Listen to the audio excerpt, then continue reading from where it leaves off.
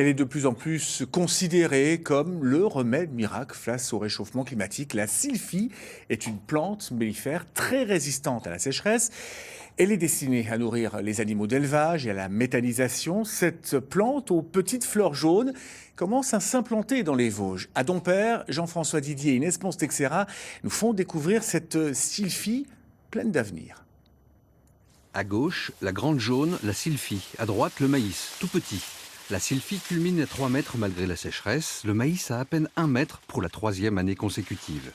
Même sans eau, ou presque, la sylphie grandit. C'est l'atout majeur de cette plante vivace dénichée il y a 3 ans en Allemagne par Amédée Perrin. Donc l'idée est toute simple, c'est un agriculteur qui voulait essayer cette plante après l'avoir vue en Allemagne. Donc nous, qu'est-ce qui s'est passé? On a pris la voiture et on est parti en Allemagne pour rencontrer des exploitants qui l'utilisent, des revendeurs. On a fait du sourcing et on a trouvé un producteur de semences qui a bien voulu jouer le jeu avec nous, Français, pour pouvoir développer la culture de sylphie. Même si la graine de sylphie est chère, 1 500 à 1 800 € l'hectare, elle constitue un lourd investissement rentable au bout de 2 ans seulement. Une fois plantée, ça rapporte.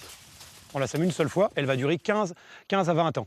Pendant 15 à 20 ans, elle va repousser tous les ans. Elle va être récoltée d'année en année par les exploitants agricoles, alors soit méthaniseurs, soit éleveurs. Mais aussi les apiculteurs. Très mellifères, la sylphie plaît aux abeilles en rapportant 100 à 150 kg de miel à l'hectare. Elle va aussi nourrir les ovins et les bovins et entrer dans la composition de bioéthanol. Nous arrivons sur le site de méthanisation de la société Energreen, qui va transformer la sylphie en gaz et produire de l'énergie verte.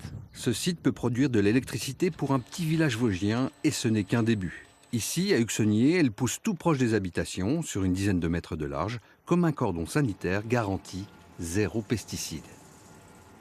On a nos fameuses ZNT, les zones de non-traitement. Donc on se sert de la sylphie pour faire une barrière sanitaire pour nos concitoyens. Parti de rien il y a 3 ans et seul sur un marché agroécologique en plein boom, Amédée et son business plan prévoient déjà plus de 3000 hectares de sylphie en France et bientôt en Europe.